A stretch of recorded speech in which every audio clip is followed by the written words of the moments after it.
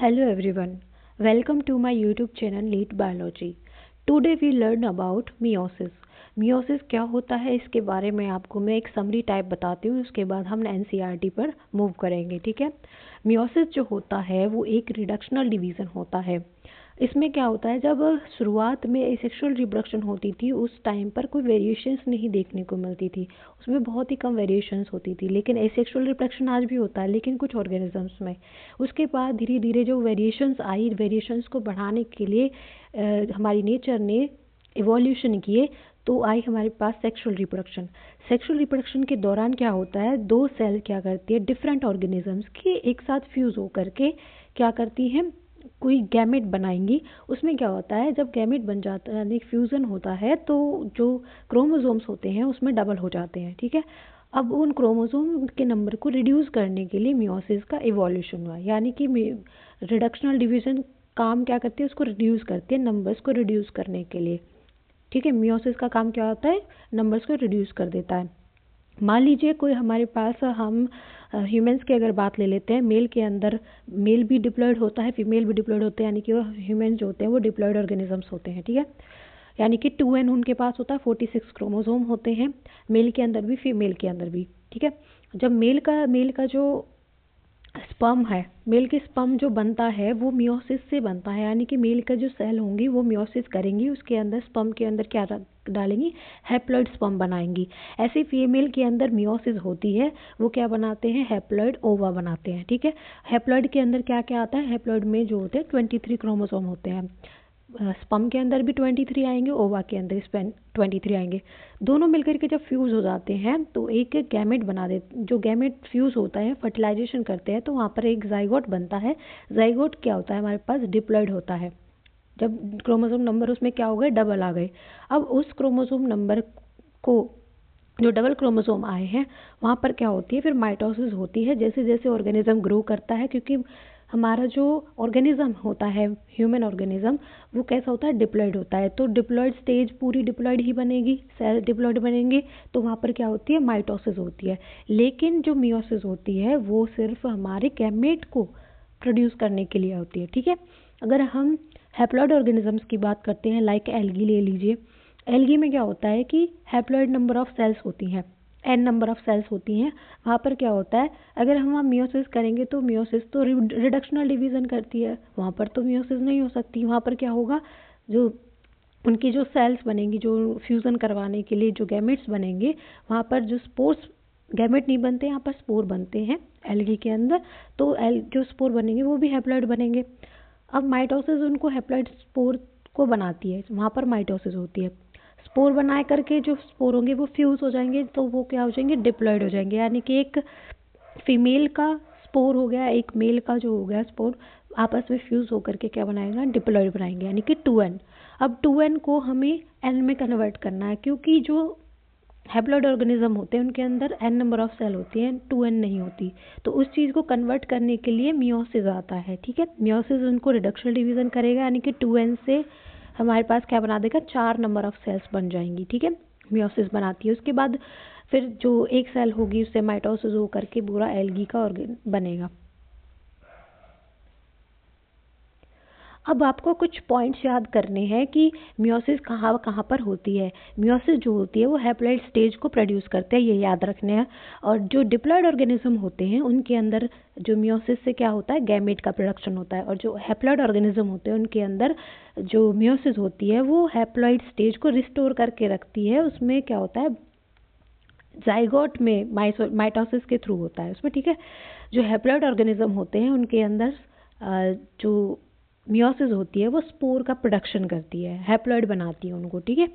उसके बाद अगर हम बात करते हैं, मियोसिस जो होती है वो दो फेजेस में होती है, यानी कि मियोसिस 1 एंड मियोसिस 2.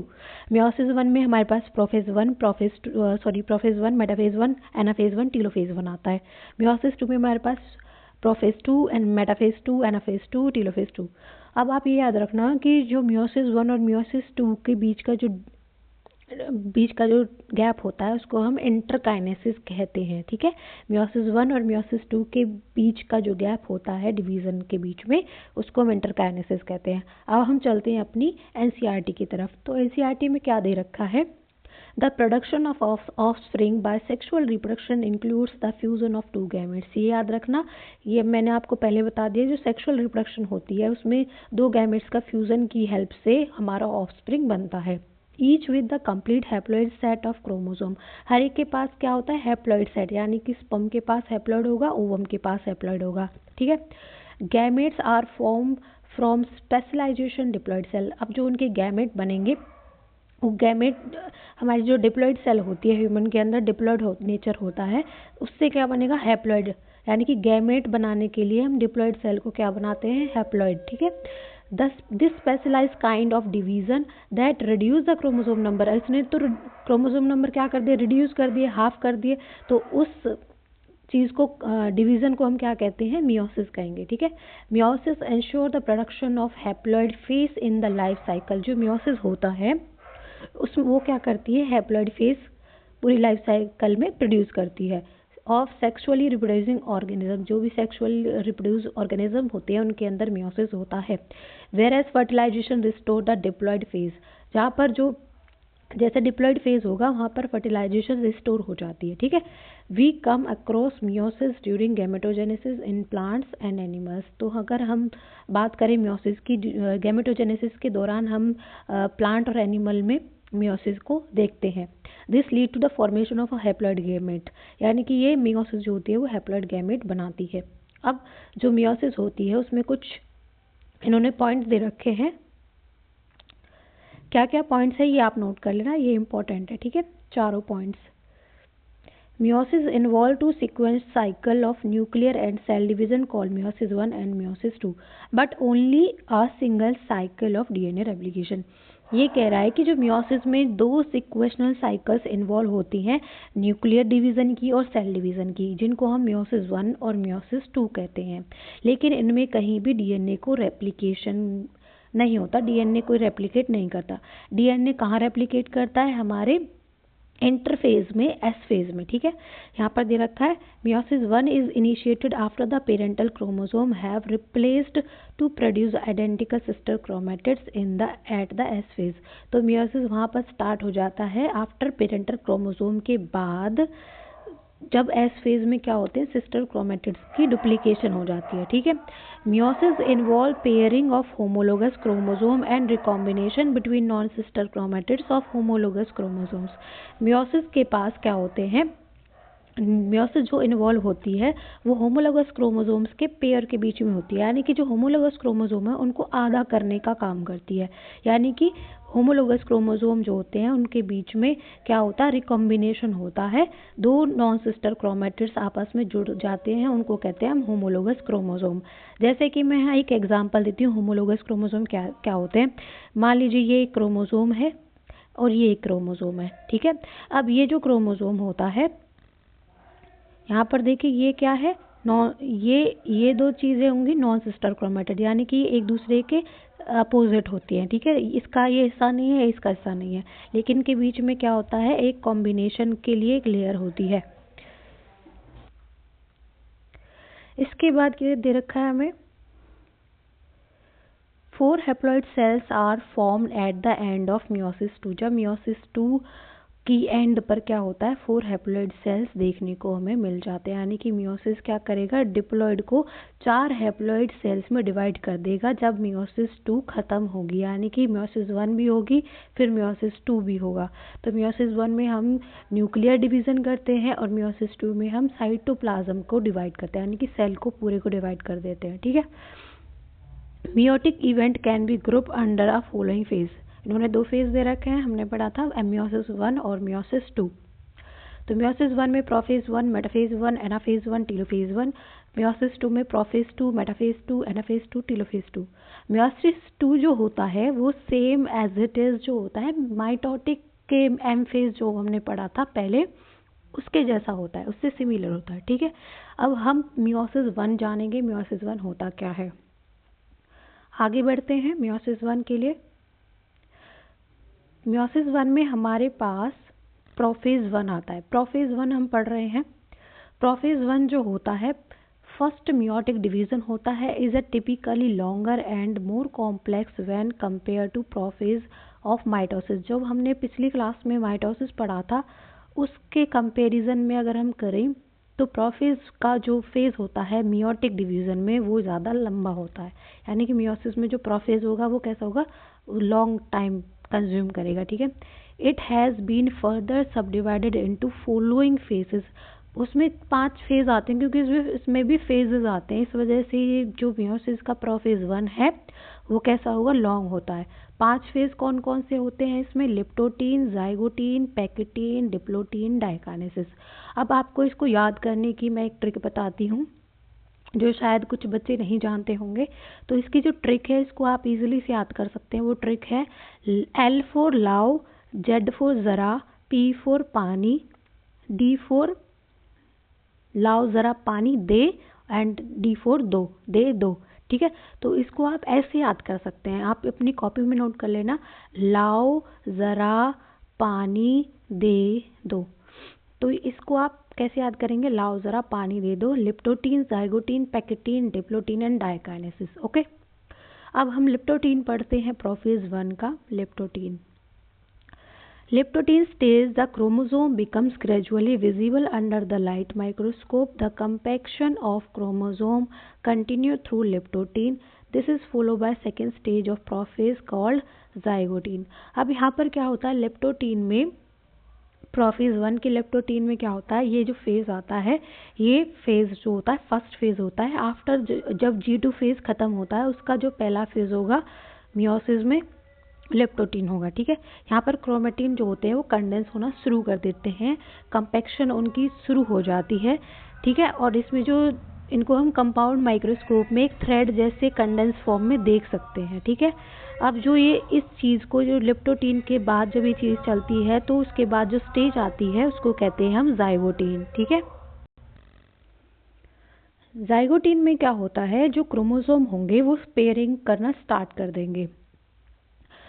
वो अब मैं आपको बताती हूँ, जो पेयरिंग होती है वो होमोलोगस क्रोमोसोम्स के बीच में होती है। होमोलोगस क्रोमोसोम जो होते हैं वो कैसे होते हैं, उनका जो मॉर्फोलॉजी होती है वो एक तो वो सेम होती है और जो उनका कैरेक्टर होता है उनके वो भी सेम होता है। तो वो होमोलोगस क्रोमोसोम ऐसे होते हैं, अपनी एक कॉपी को ढूंढना, तो क्रोमोसोम अपने जैसा ही एक क्रोमोसोम को ढूंढेगा और आपस में जा करके अटैच हो जाएंगे। ठीक है। तो उस पेयरिंग को हम कहते हैं साइनेप्सिस। तो यहाँ पर दे रखा है इन्होंने, during this stage chromosome start pairing together and this process of association is called synapsis. जो उनका जब वो एक दूसरे के साथ जुड़ जाते हैं उस चीज़ को हम कहते हैं साइनेप्सिस। ठीक है। Such paired chromosome are called homologous chromosome. ऐसे क्रोमोसोम्स को हम क्या कहते हैं, होमोलोगस क्रोमोसोम, जो ये अपने साथ दूसरे को सेम टू सेम अपने जैसा ही ये अपने साथ क्या करते हैं, अटैच कर लेते हैं। ठीक है। उसको हम कहते हैं होमोलोगस क्रोमोसोम। ठीक है।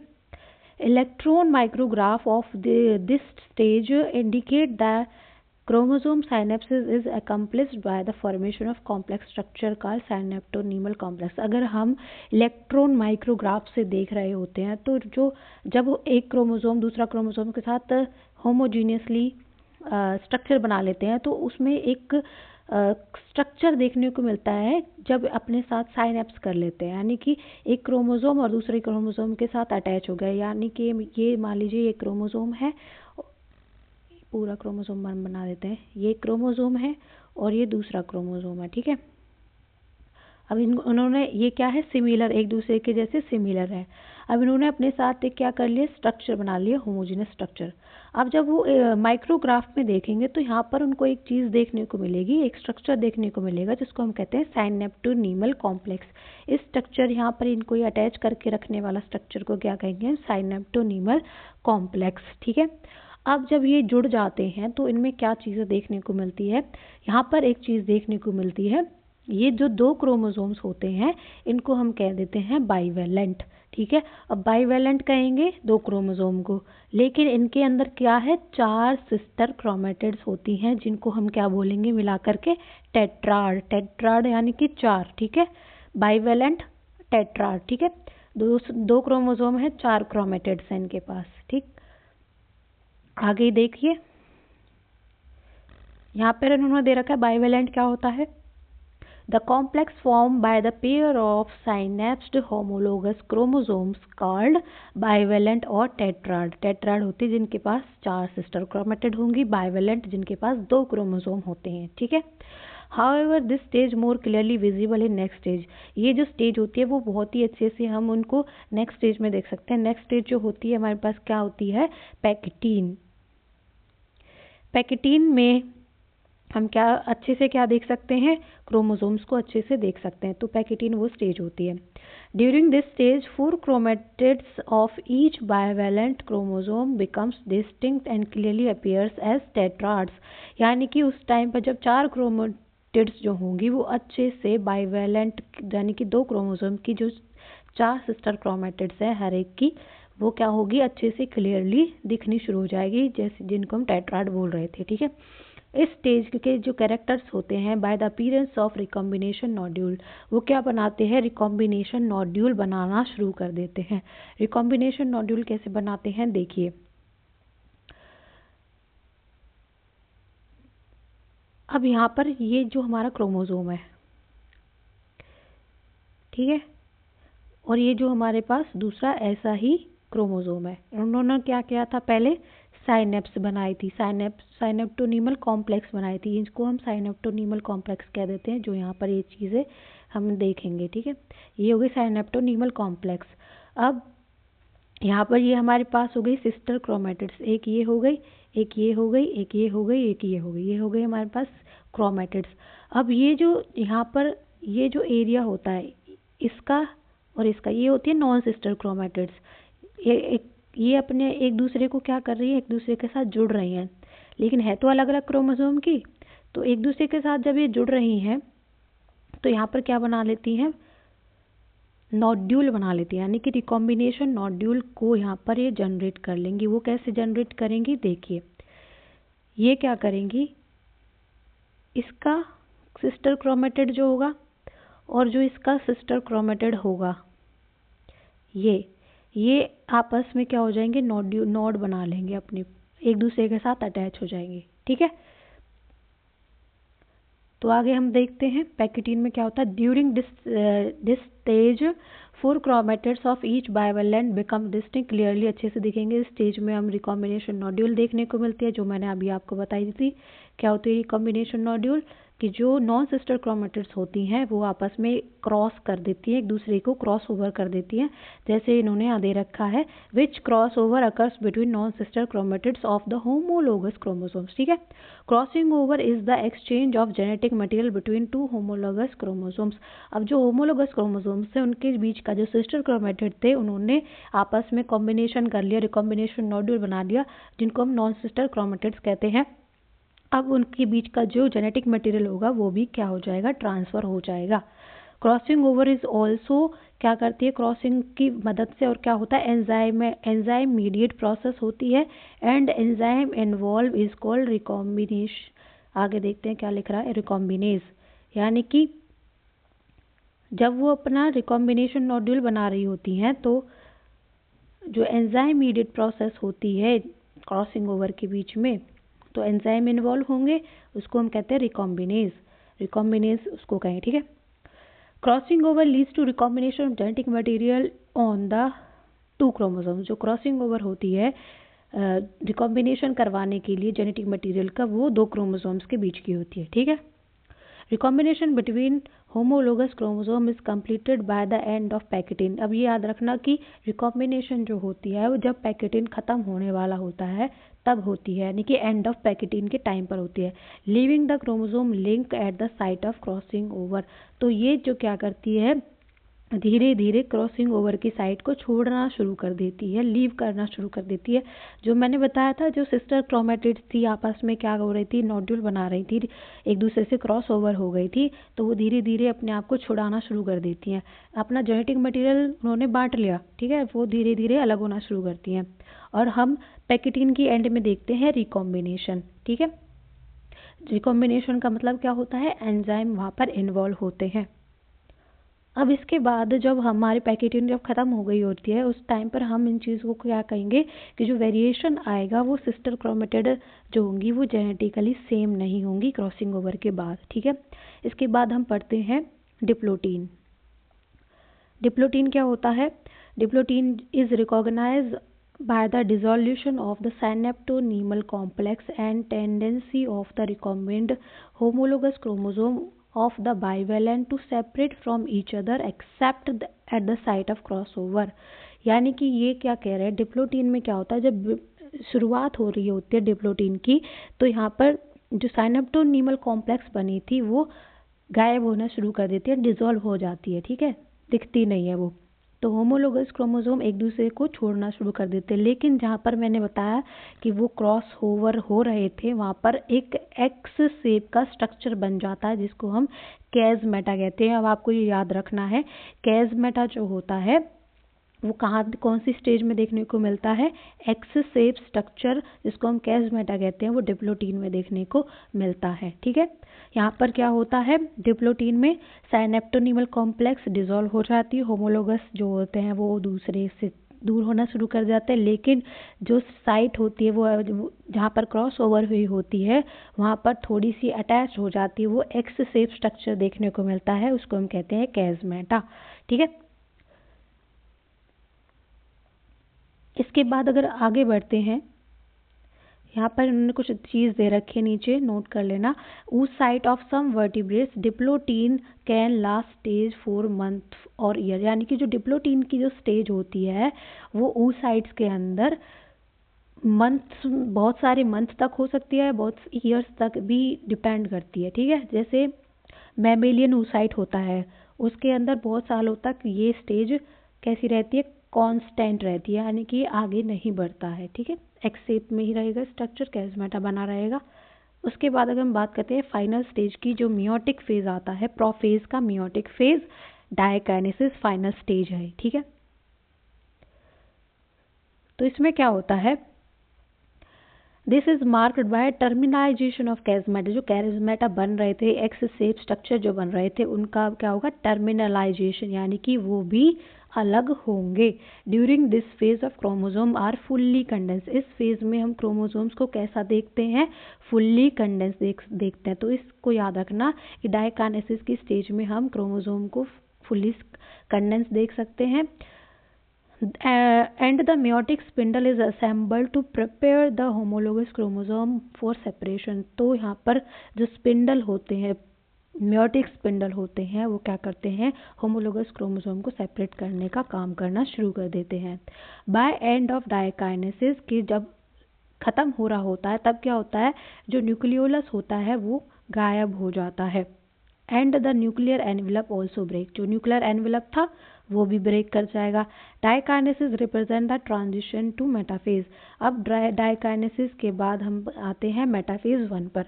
तो अभी तक हमने बात करी मियोसिस का प्रोफेज 1। प्रोफेज 1 के पास 5 स्टेजेस देखने को मिलती हैं, leptotene, zygotene, pachytene, diplotene and diakinesis, okay. अब हम बात करते हैं मेटाफेज की। जब मेटाफेज में हमने पढ़ा, हम पढ़ेंगे, यहाँ हम सिर्फ डबल चीज़ों की ही बात कर रहे हैं, यानी कि बाइवेलेंट की बात करेंगे, बाइवेलेंट क्रोमोसोम्स की, ठीक है। तो यहाँ पर क्या होता है, जो क्रोमोसोम थे होमोलोगस क्रोमोसोम्स वो अलग हो गए थे उस टाइम पर, तो बाइवेलेंट रहेंगे। तो मेटाफेज में क्या होता है, the bivalent chromosome aligning on the equatorial plate, यानी कि अब वो क्या करेंगे, सेल के अंदर एक, जैसे मैंने आपको माइटोसिस में पढ़ाया था सेम वैसा ही होगा, वहाँ पर तो सिंगल क्रोमोसोम का पेयर था लेकिन यहाँ पर डबल क्रोमोसोम्स होते हैं, तो ये अपनी एक इक्वेटोरियल प्लेट पर आ जाते हैं। The microtubules from the opposite poles of spindle attach to the kinetochore of homologous chromosome. अब होमोलोगस क्रोमोसोम्स के पास भी क्या होता है, काइनेटोकोर होता है उनके सेंट्रोमेयर पर, ठीक है। तो माइक्रोट्यूब्यूल्स वहाँ पर उनके अपोजिट पोल्स पर जा कर के जुड़ना शुरू हो जाएंगी। तो अगर यहाँ पर डायग्राम दे रखा होगा तो मैं आपको दिखाती हूँ, जैसे कि ये देखिए।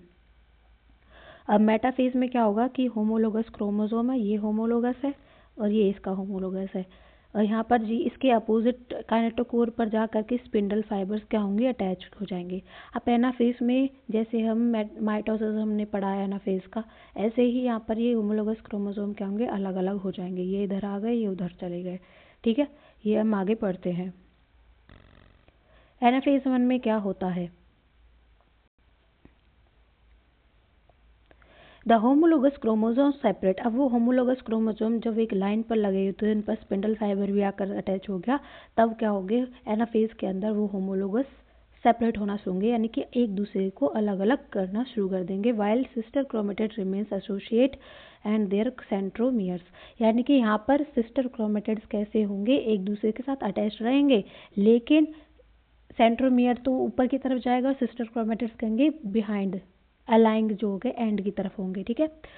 तो ये वही काम कर रहे हैं, लेकिन यहाँ पर हम क्या कर रहे हैं, सिस्टर क्रोमेटिड्स अलग नहीं कर रहे हैं, यहाँ पर हम सिर्फ होमोलोगस क्रोमोसोम्स को अलग कर रहे हैं, ठीक है।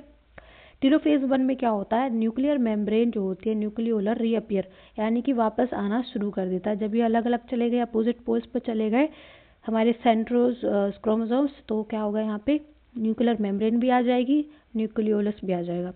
Cytokinesis follow and this is called dyad of cells, यानी कि जब हमारे सेल के पास ये हमारे सेल होते हैं, यहाँ पर भी वो चीज़ें आ गई, यहाँ पर भी क्रोमोसोम्स आ गए, तो हम इसको क्या कहेंगे, साइटोकाइनेसिस कहेंगे। यानी कि हमने क्या किया, सिर्फ अभी सेल को अभी हमने डिवाइड नहीं किया, ठीक है।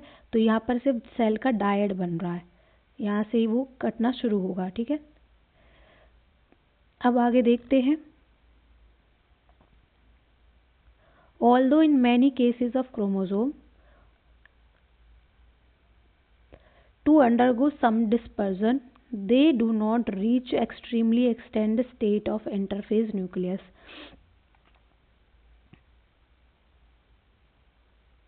तो ये कह रहे हैं कि जो क्रोमोसोम का मतलब बहुत सारे केसेस में ऐसा होता है कि कुछ डिस्पर्जन होता है, यानी कि जो क्रोमोसोम्स होते हैं वो वहाँ तक पहुँच नहीं पाते, ठीक है। तो उस स्टेज में जो दो माइटोटिक डिवीजन होती है, उसको हम एंटरकाइनेसिस कहते हैं। इट इज़ जनरली शॉर्टली वे, बहुत ही छोटी स्टेज होती है, जहाँ पर हम क्या करते हैं, जो साइटो क्रोमोसोम्स हैं उनको वो भी अलग हो जाते हैं, और जो डिवीज़न होती है वहाँ पर मियोटिक डिवीज़न होती है, उसको हम इंटरकाइनेसिस कहेंगे। दो स्टेज के बीच में जो डिवीज़न होती है उसको हम इंटरकाइनेसिस कहेंगे। ये बहुत ही छोटा स्टेज होता है, यहाँ पर कोई डीएनए को रेप्लिकेट करने का काम नहीं होता है। इंटरकाइनेसिस जो होती है वो प्रोफेज 2 को के पास जाती है, as much simpler prophase than prophase 1, ठीक है। प्रोफेज 2 बहुत ही सिंपल स्टेज होती है। जब हम मियोसिस 2 में एंटर करते हैं तो प्रोफेज 2 पर आते हैं। तो टेलोफेज 1 एंड करती है हमारी मियोसिस को, ठीक है, मियोसिस 1 को। अब मियोसिस 2 स्टार्ट होने से पहले इंटरकाइनेसिस स्टेज आती है दो मियोटिक डिवीजन के बीच में, तो वहाँ पर न्यूक्लियस को डिवाइड किया जाता है, बस और कुछ नहीं होता। उसके बाद अगर हम बात करते हैं मियोसिस 2 की, मियोसिस 2 में क्या होता है, मियोसिस 2 में भी हमारे पास फेजेस होते हैं, prophase 1, metaphase 1, anaphase 1, sorry prophase 2, metaphase 2, anaphase 2 and telophase 2, ठीक है। मियोसिस 2 में ये सारे 2 के नाम से आएंगे। ये मैंने बताया कि ये जैसे हमने माइटोटिक डिवीजन पढ़ा ऐसे ही सेम रहेगा। अब क्योंकि हमारे पास दो सेल्स साथ में चल रही हैं, दो न्यूक्लियाई सेल्स साथ में चल रही हैं, तो ये इनका क्या होगा, ये भी आधा आधा उसमें सिस्टर क्रोमेटिड्स को अलग करेंगे। इसलिए तो हम कह रहे थे कि शुरुआत में कि जो सेल होता है डिप्लॉइड सेल, वहाँ पर 4 हैप्लॉइड सेल्स बनती हैं, तो मियोसिस 2 की एंड में बनेगी वो, ठीक है। तो देखिए पढ़ते हैं। प्रोफेज 2 में क्या होता है, meiosis 2 is initiated immediately after cytokinesis, यानी कि साइटोप्लाज्म जो उनका होता है बट जाता है, उसके बाद ही तुरंत स्टार्ट हो जाती है। Usually before the chromosome have fully elongated, यहाँ पर जो क्रोमोसोम होते हैं वो फुल्ली मतलब फैले हुए होते हैं। In contrast of meiosis 1, meiosis 2 resemble normal mitosis, ये मैंने बताया कि नॉर्मल माइटोसिस की तरह ही देखने को मिलता है। यहाँ पर न्यूक्लियर मेम्ब्रेन डिसअपियर हो जाएगी by the end of prophase 2। जब प्रोफेज 2 खत्म होगा, न्यूक्लियर मेम्ब्रेन गायब हो जाएगी, chromosome again become compact, chromosome धीरे धीरे फिर से कॉम्पैक्ट होना शुरू करेंगे, यानी कि कंडेंस होना शुरू कर जाएंगे। मेटाफेज 2 की अगर हम बात करते हैं, stage of chromosome aligning the equator and microtubules from opposite poles of the spindle get attached to the kinetochore of the sister chromatid. Same वही चीज़ होगी कि यहाँ पर जो क्रोमोसोम्स होंगे वो इक्वेटर पर आ जाएंगे, माइक्रोट्यूब्यूल्स के अपोजिट पोल्स पर लग जाएंगे, स्पिंडल फाइबर से अटैच हो जाएंगी काइनेटोकोर से।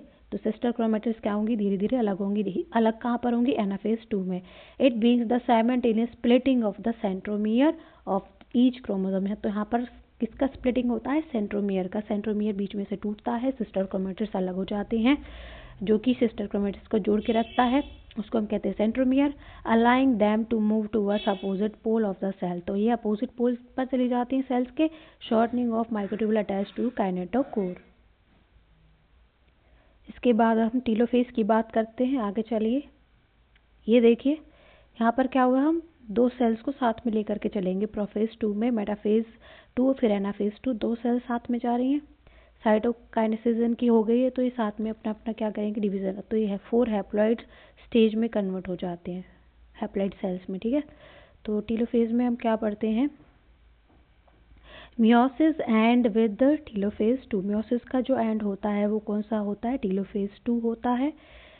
in which the two groups of chromosome once again get enclosed by nuclear envelope। फिर क्या होता है, जो क्रोमोसोम्स होंगे एक बार फिर से न्यूक्लियर उनकी परत चढ़ जाएगी।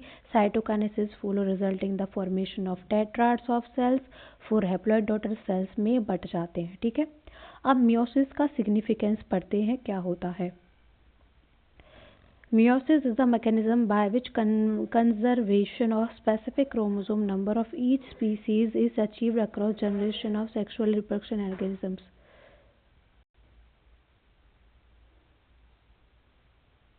तो क्या होता है मियोसिस में, मियोसिस जो होता है जहाँ पर एक स्पेसिफिक क्रोमोसोम नंबर, जितनी भी हर एक स्पीसीज जो होगी वो क्या करेगी, जनरेशन टू जनरेशन मूव करती है। उसको क्या करता है, एक मैकेनिज्म होता है उसको मूव कराने का, क्रोमोसोम नंबर्स को स्पीसीज टू स्पीसीज मूव कराने का काम करता है मियोसिस, ठीक है। सेक्सुअल रिप्रोडक्शन ऑर्गेनिजम्स के अंदर होता है।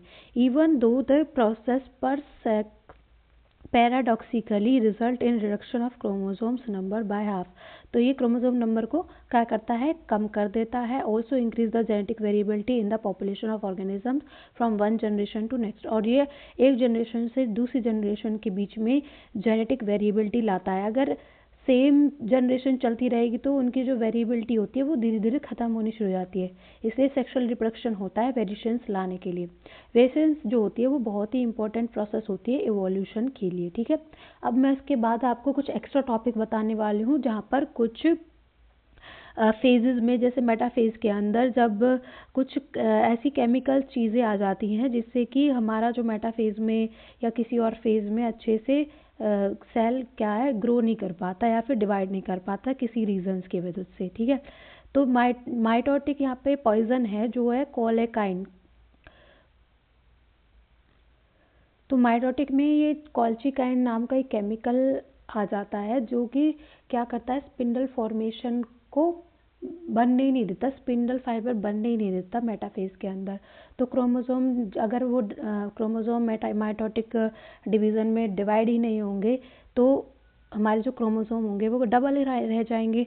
तो यहाँ पर जो कोल्चिकाइन केमिकल होता है वो एक माइटोटिक पॉइजन का काम करता है। ये माइटोटिक इनिबिटर कहते हैं इसको। अरेस्ट सेल डिवीज़न को अरेस्ट कर देता है मेटाफेज में, ठीक है। क्रोमोसोम जो होते हैं यहाँ पर सिस्टर क्रोमेटिड जो होते हैं वो अपोजिट पोल्स पर नहीं जा पाते, उसको हम कहते हैं पॉलीप्लॉइडी, ठीक है। और एक चीज़ होती है एपीसी जिसको हम कहते हैं एनाफेज प्रमोटिंग कॉम्प्लेक्स। यहाँ पर क्या होता है, जो एनाफेज में क्या होता है, जब सिस्टर क्रोमेटिड्स को जब हम अलग कर रहे होते हैं तो यहाँ पर काइनेटोकोर्स के ऊपर क्या होता है, कॉशीन नाम का एक क्या होता है केमिकल जाकर के अटैच हो जाता है जो उनके जो काइनेटोकोर्स को अलग नहीं होने देता। तो एपीसी जो होता है एनाफेज प्रमोटिंग कॉम्प्लेक्स जो होता है वो एंजाइम होता है जो कि कॉशीन को डाइजेस्ट कर देता है जिससे कि हम सेंट्रोमियर्स को तोड़ पाते हैं, ठीक है। तो यहाँ पर हमारे पास कुछ पॉइंट दे रखे हैं जो पॉलीप्लॉइडी और पॉलीटीन को डिफरेंस करता है। पॉलीप्लॉइडी क्या होती है? जब स्पिंडल बनता नहीं है, क्रोमोसोम नंबर डबल हो जाते हैं। पॉलीटीन वो होती है जब हमारा एपीसी काम नहीं करता है, कॉर्सिन डाइजेस्ट नहीं हो पाता है, तो अमाउंट ऑफ डीएनए जो होता है पर क्रोमोसोम में डबल हो जाता है। तो आज के लिए बस इतना ही। समाप्त हो गया हमारा मियोसिस, पूरा चैप्टर कंप्लीट है। अगर आपको इससे रिलेटेड स्पेसिफिक टॉपिक्स पर वीडियो चाहिए तो आप मुझे कमेंट सेक्शन में बता सकते हैं। आपको अगर वीडियो मेरे पढ़ाने का तरीका अच्छा लगा है तो कमेंट सेक्शन में बताइए। लाइक कीजिए, नए हैं चैनल पे तो सब्सक्राइब कीजिए, बेल आइकन को दबाना ना भूलें। तो थैंक यू ऑल। अगर नेक्स्ट चैप्टर का अपडेट मैं जल्द ही आपको दे दूँगी। Thank you.